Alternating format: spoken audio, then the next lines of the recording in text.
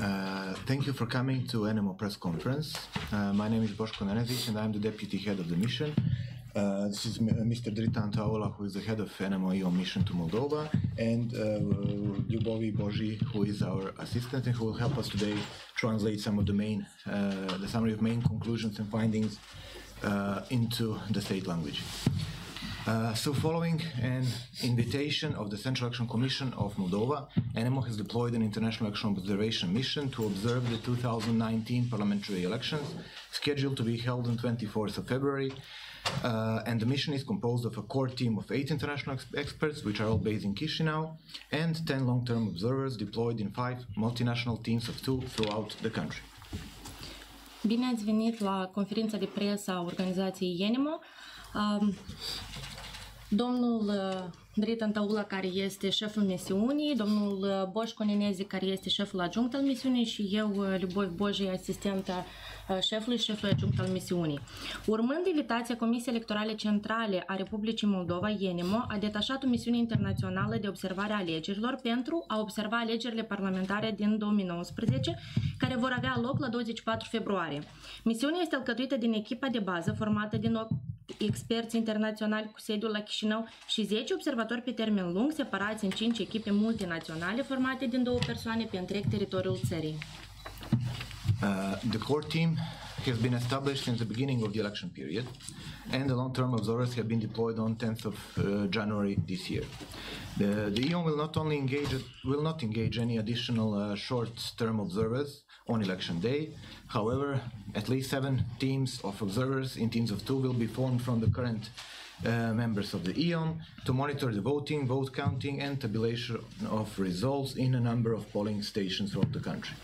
Echipa de bază a fost creată la începutul perioadei electorale, observatorii pe termen lung fiind detașați la 10 ianuarie 2019.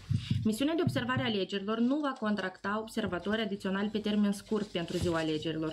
Totuși, cel puțin 7 echipe de observatori în echipe a câte 2 persoane vor fi formate din membrii actuale misiunii de observare a alegerilor pentru a monitoriza scrutinul, numărarea voturilor și totalizarea rezultatelor unui număr al secțiilor de votare.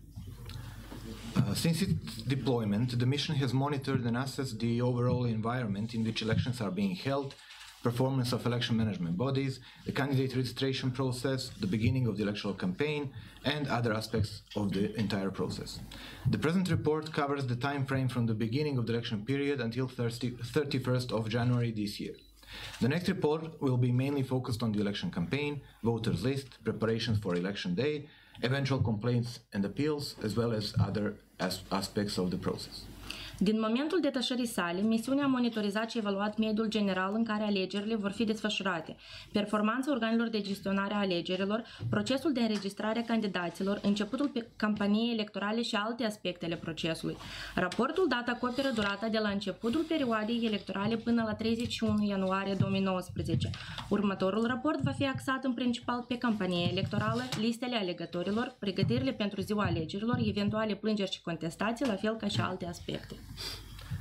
The EOM is assessing the electoral process with compatibility with the international benchmarks and standards for democratic elections and the legal framework of the Republic of Moldova.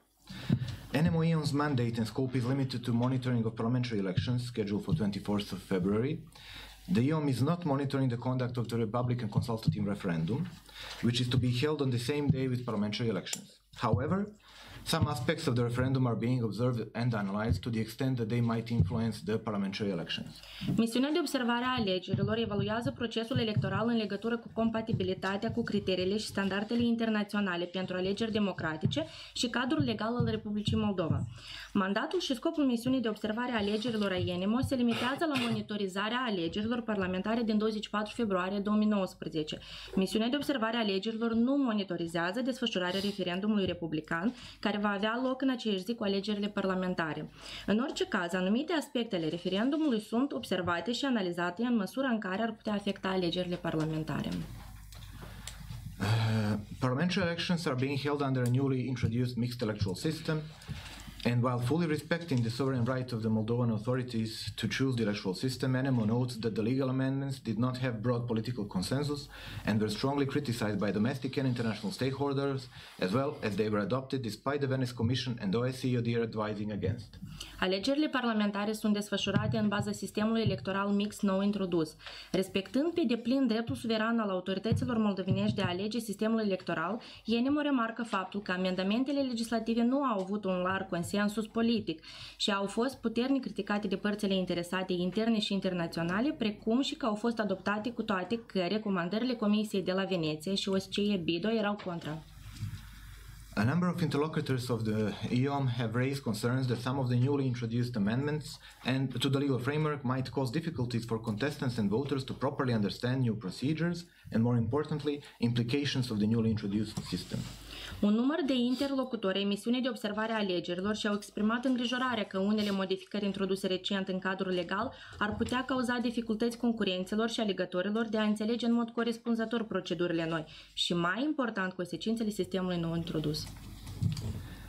The outcome of constituency delimitation disregards provisions of the law related to the number of voters in each constituency, as most constituencies established in the territory in the country under control of Moldovan authorities fail to meet the criteria set forth in the Electoral Code with regard to the number of voters and deviation percentage between constituencies.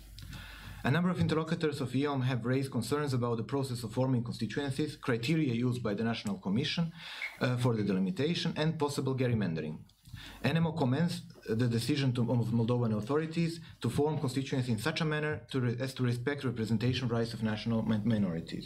Rezultatul delimitării circumscripțiilor nu ia în considerare prevederile legii referitoare la numărul de alegători din fiecare circumscripție electorală, deoarece majoritatea circumscripțiilor stabilite pe teritoriul țării sub controlul autorităților moldovenești nu îndeplinesc criteriile stabilite în codul electoral cu privire la numărul de alegători și procentul de abatere între circumscripții electorale. Un număr de interlocutori ai misiunii de observare a alegerilor și-au exprimat îngrijorare cu privire la procesul de formare a circumscripțiilor electorale, criteriile utilizate de Comisia Națională pentru Delimitare și posibil gerrymandering. ENEMO apreciază decizia autorităților moldovenești de a forma circumscripții în așa fel încât să respecte drepturile de reprezentare ale minorităților naționale. The performance of the Central Election Commission has been professional in the observed aspects. Sessions of the SEC are transparent, open to media and observers, as well as to the interested public through online streaming. Performanța Comisiei Electorale Centrale a fost profesionistă în privința aspectelor observate. Sesiunile CEC sunt transparente, deschise pentru mass media și observatori, precum și pentru publicul prin streaming online. Constituent electoral commissions were formed in time, and despite occasional changes in their composition, during the reporting period, most COECs have conducted their duties timely, their work was transparent, and they have shown a high level of cooperation with ENEMO observers. However, ENEMO expresses concern that in case the current trend of changes among members of COECs continues in the upcoming period, this might pose difficulties for proper training of the new members and thus negatively affect the quality of their work in the future. Comisiile electorale de circumscripție au fost formate la timp și, necătând la schimbările ocazionale în compoziția lor, în perioada de raportare, majoritatea consiliilor electorale de circumscripție și-au îndeplinit îndatoririle în timp util. Activitatea lor a fost transparentă și au demonstrat un nivel ridicat de cooperare cu observatorii ENEMO. Cu toate acestea, ENEMO își exprimă îngrijorarea că, în cazul în care tendința actuală de schimbare în rândul membrilor consiliilor electorale de circumscripție va continua în perioada următoare, aceasta ar putea crea dificultăți pentru instruirea adecvată a noilor membri și astfel afectare negativă pe viitor a calității muncilor. Now I would like to give word to Mr. Taula, who will tell you more about additional findings that we have for this period. Thank you. Și acum îi acord cuvântul domnului Dritan Taula, care va veni cu anumite constatări a procesului, în proces. Thank you, Boșco. 15 contestants will run in the national constituency, including 14 political parties and one electoral bloc. With regard to uninominal constituencies, as of 31st January 2019, 321 candidates have been registered and 37 were refused registration. The CC is currently considering complaints from a number of candidates that refuse registration, and depending on expected decisions, the number of registered candidates might be higher. 15 concurenți, dintre care 14 partide și un bloc electoral, vor candida în circumscripția națională. La 31 ianuarie 2019, 321 de candidați au fost înregistrați pentru a candida în circumscripții uninominale și la 37 dintre ei li s-a refuzat înregistrarea. CEC analizează în prezent plângeri din partea unui număr de candidați cărora li s-a refuzat înregistrarea și în funcție de deciziile preconizate, numărul candidaților înregistrați ar putea fi mai mare. ENEMO commends legal amendments regarding the process of signature collection, such as elimination of a number of unnecessary bureaucratic procedures and lowering of the number of needy signatures for candidates, which is in line with previous recommendations made by the Venice Commission, by ENEMO and by OSCE-ODIHR. ENEMO apreciază modificările legale privind procesul de colectare a semnăturilor, cum ar fi eliminarea unui număr de proceduri birocratice inutile și reducerea numărului de semnături necesare, în conformitate cu recomandările anterioare ale Comisiei de la Veneția, ENEMO și OSCE-ODIHR. However, ENEMO has noted that many candidates and initiative groups were not entirely familiar with the procedures for signature collection and completion of signature sheets, what resulted in a relatively high number of invalidated signatures. Candidates complained about the process of support signature verification being too strict and not allowing for at least minor technical mistakes to be corrected. Cu toate acestea, ENEMO a remarcat faptul că mulți candidați și grupuri de inițiativă nu au fost pe deplin familiarizați cu procedurile de colectare a semnăturilor și completarea foilor pentru semnătură, ceea ce a dus la un număr relativ ridicat de semnături invalide. Candidații s-au plâns de faptul că procesul de susținere a verificării semnăturilor este prea strict și nu permite corectarea cel puțin greșelilor tehnice minore. A total of 125 polling stations will be established for voters abroad. Several electoral contestants have expressed their dissatisfaction with the number and location of these polling stations, and 2 contestants have challenged the decision in court, claiming that the process of determining the number and location of polling stations abroad lacked transparency and was not grounded on no legal and factual basis. Un număr de 125 de secții de votare vor fi constituite pentru alegătorii aflați în străinătate. Câțiva concurenți electorali și-au exprimat nemulțumire față de numărul și locația acestor secții de votare, iar 2 concurenți au contestat decizia în instanță, susținând că procesul de determinare a numărului și locațiilor secțiilor de votare din străinătate nu a fost transparent și nu a fost fondat pe toate temerile legale și de fapt. In order to better facilitate voting abroad, the maximum number of ballots at polling stations abroad was increased from 3,000 to 5,000. However, due to the fact that voters will be issued 2 ballot papers for the parliamentary elections and 2 ballot papers for the referendum, the organization of voting may be significantly affected in case of a high voter turnout. Pentru o mai bună facilitare a votării în străinătate, numărul maxim de buletine de vot din secțiile de votare din străinătate a crescut de la 3.000 la 5.000. Cu toate acestea, datorită faptului că alegătorii vor primi 2 buletine de vot pentru alegerile parlamentare și 2 buletine de vot pentru referendum, organizarea votării poate fi afectată în mod semnificativ în cazul unei prezențe ridicate a alegătorilor la vot. The legal framework for elections contains provisions aiming to improve equality of gender representations both in the national and uninominal constituencies. ENEMO, however, notes that in the absence of regulations about positioning women candidates in the national party list, concerns can be raised about the effectiveness of the current provisions, especially since the majoritarian system does not offer any guarantees about gender proportionality. Cadrul legal pentru alegeri conține prevederi menite să îmbunătățească egalitatea de reprezentare de gen, atât în circumscripțiile naționale cât și în cele uninominale. Cu toate acestea, în absența unor reglementări privind poziționarea candidaților femei pe listele naționale de partide, poate fi pusă în discuție eficiența prevederilor actuale, mai ales de când sistemul majoritar nu oferă nicio garanție privind proporționalitatea de gen.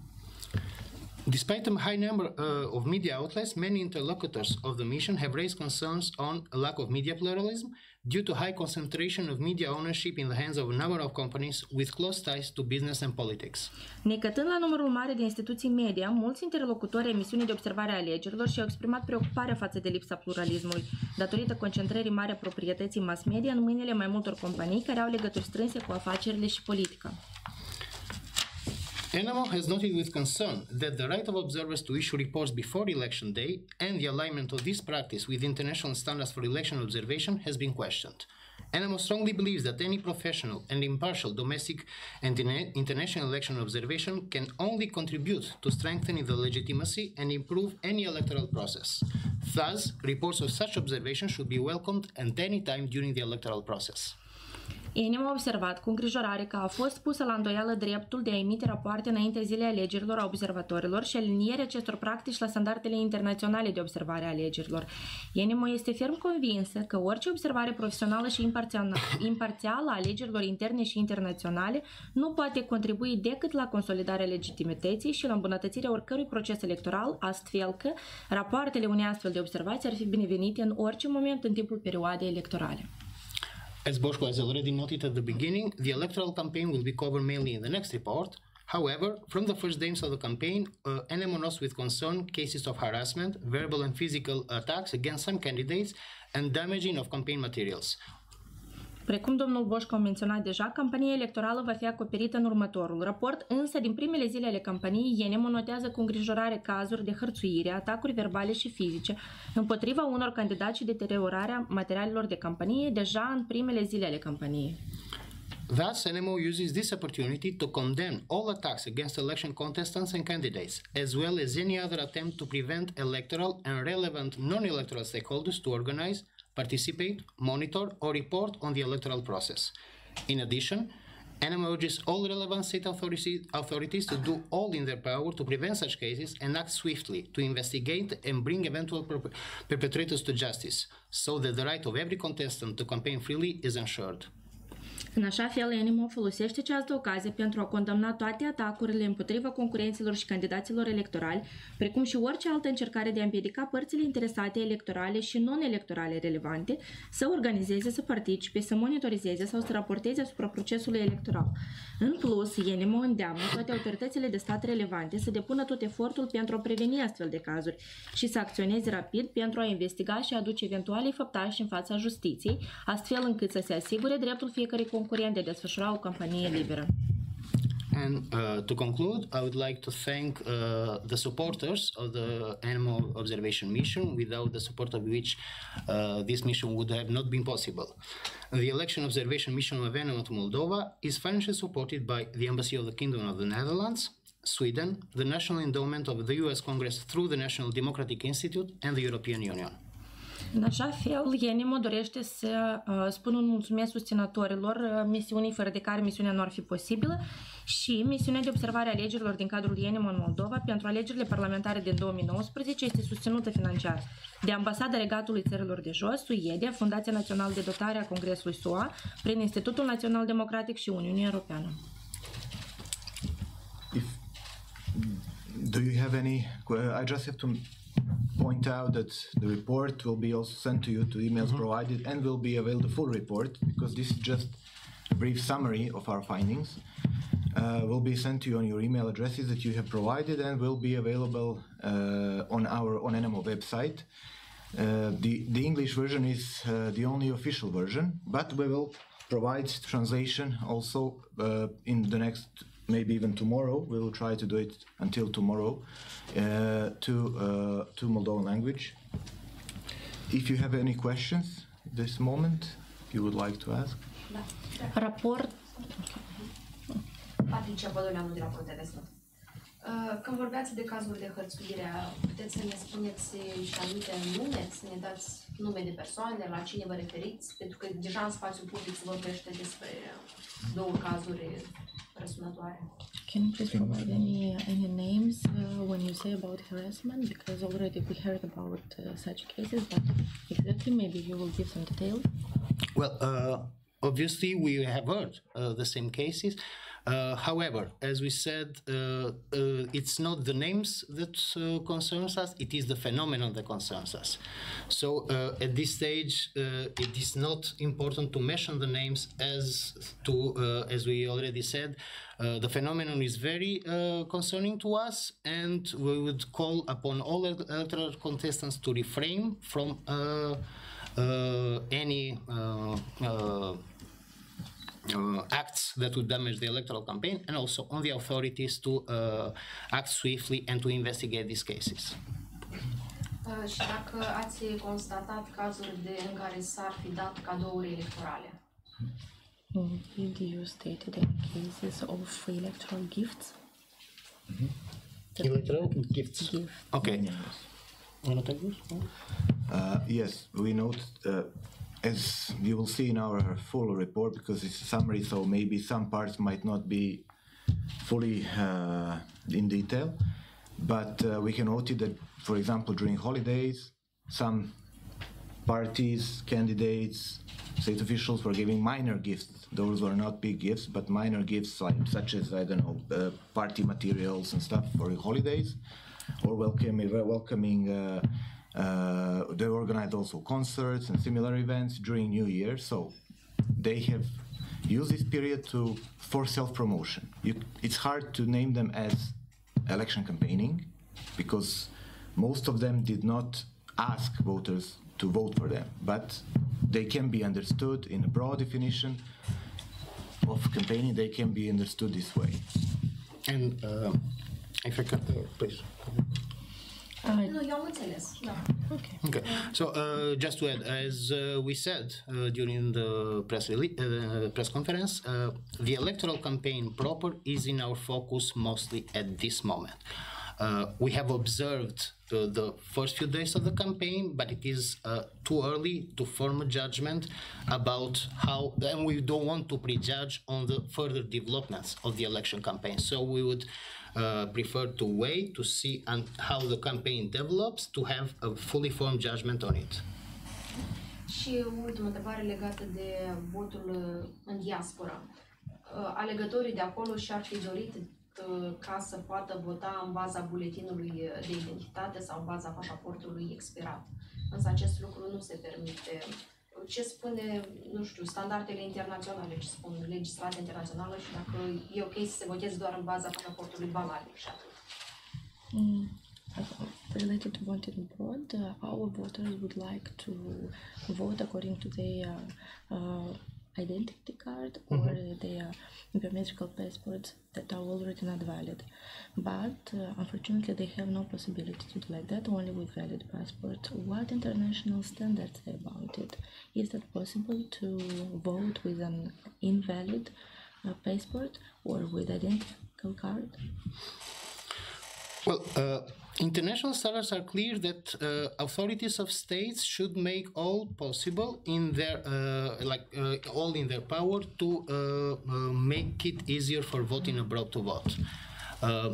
Anyways, as we mentioned during the press conference, there has been already two complaints. The Constitutional Court of Moldova has already expressed on it. We are still to fully analyze the legal grounds used by the complainants and the reasoning behind the decision of the Constitutional Court.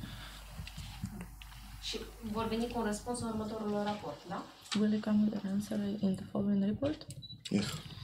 Not only about this, about many of the questions that you raised, as we said, this is the middle of the electoral process. The electoral process is still ongoing. Absolutely, we are going to analyze even the aspects and the elements that we have already mentioned in this report. We are going to analyze them further, and we will come up with a final report which will comprise this pre-electoral period, the electoral campaign, election day proper, voting and counting, and also the process of complaints and appeals, so electoral dispute resolution. This is a full process, so to make and to form judgments in the middle of the process is not advisable, of course. Deci următorul raport va fi după alegeri, da? When will be issued the next one report? It will most probably be after election day, and it will be a statement of preliminary and findings and conclusions.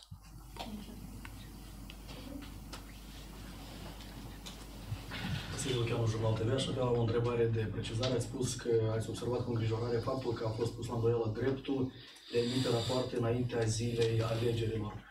V-ați referit la presiunile exercitate asupra misiunii Promolex de observare a alegerilor. Did you mention Promolex when you said about the pressures made on the right to make preliminary reports? Yes. Yes. It is in our report. There is more details about that.